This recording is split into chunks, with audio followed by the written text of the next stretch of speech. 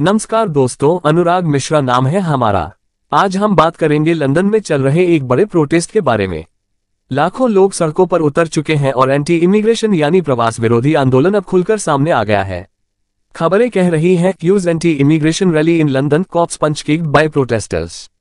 चलिए इसे विस्तार से समझते हैं, आखिर लंदन में क्या हो रहा है, लोग सड़कों पर क्यों हैं, राइट विंग की क्या मांग है, पूरी जानकारी आपको विस्तार से दूंगा। चलिए शुरू करते हैं। सबसे पहले थोड़ा बैकग्राउंड समझते हैं। पिछले 2 दशकों में यूनाइटेड किंगडम यानी यूके में इमिग्रेशन में काफी बढ़ोतरी हुई है। अफ्रीका, मिडिल ईस्ट, दक्षिण एशिया और कई अन्य जगहों से लोग यूके में आए हैं। 2004 के बाद से इमिग्रेशन तेज हुआ और खासकर 2015 में मिडिल ईस्ट में हुए रेफ्यूजी संकट के बाद बड़ी संख्या में लोग यूरोप की तरफ पलायन करने लगे। लोगों का मानना था कि यूरोपियन यूनियन से अलग हो जाने से ये प्रवास रुकेगा।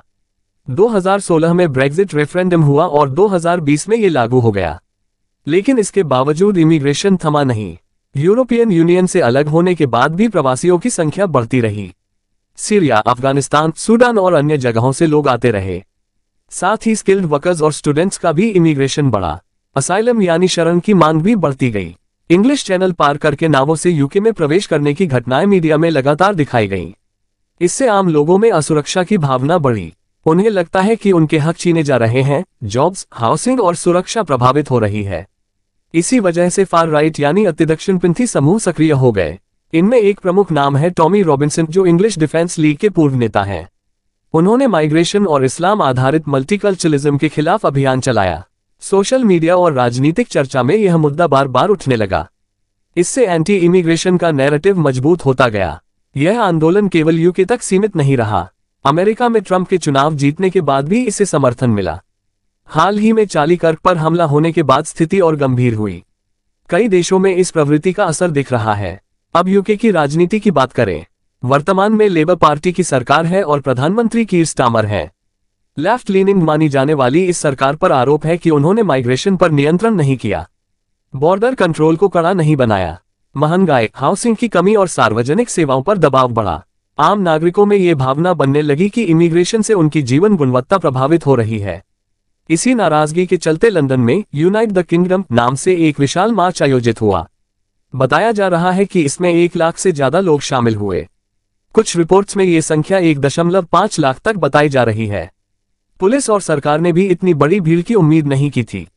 इसे यूके के इतिहास का सबसे बड़ा एंटी इमिग्रेशन प्रोटेस्ट कहा जा रहा है।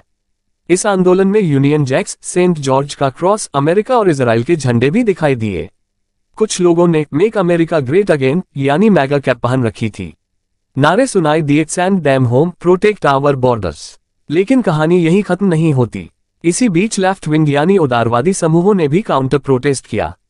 करीब 5000 लोग एंटी रेसिज्म के समर्थन में सड़कों पर उतरे। उनका कहना था कि यह आंदोलन नस्लवाद और जेनोफोबिया यानी दूसरे संस्कृतियों को नकारने वाला है। उन्होंने कहा कि प्रवास विरोधी आंदोलन समाज में नफरत और विभाजन बढ़ा रहा है। प्रोटेस्ट के दौरान पुलिस से भी टकराव हुआ। कई जगहों पर पुलिस का घेरा तोड़ा गया। 26 पुलिस अधिकारी घायल हुए, जिनमें से 4 की हालत गंभीर बताई गई। कई लोगों को गिरफ्तार भी किया गया। पुलिस ने माना कि इतनी बड़ी भीड़ की उम्मीद नहीं थी और भविष्य में इस तरह की स्थिति से निपटने की योजना बनाई जा रही है। अब सवाल उठता है, यह आंदोलन अभी क्यों बढ़ा? यूके में असाइलम के मामले रिकॉर्ड स्तर पर हैं। हर साल हजारों लोग यूके में प्रवेश कर रहे हैं। इंग्लिश चैनल पार करके लोग नावों के जरिए आ रहे हैं। होटल्स में छिपने की घटनाएं बढ़ रही हैं। महंगाई, हाउसिंग संकट, बेरोजगारी और आर्थिक असुरक्षा ने लोगों की चिंता बढ़ा दी है। उन्हें लगता है कि प्रवासियों की वजह से उनके संसाधन छीने जा रहे हैं। इसके अलावा वैश्विक राजनीति का भी प्रभाव है। अमेरिका में ट्रंप की जीत से अतिदक्षिणपंथी विचारधारा को बल मिला है। यूरोप के अन्य देशों फ्रांस, जर्मनी, इटली में भी इसी तरह के आंदोलन बढ़ रहे हैं। इस आंदोलन का असर क्या होगा? यूके की सरकार पर माइग्रेशन नियंत्रण के लिए और कड़े कदम उठाने का दबाव बनेगा। फार राइट नेतृत्व को नई ताकत मिल सकती है। शायद कोई नई राजनीतिक पार्टी उभर सकती है जो प्रवास विरोधी एजेंडा लेकर आगे आए। सामाजिक विभाजन, हेट क्राइम्स और ध्रुवीकरण बढ़ सकते हैं।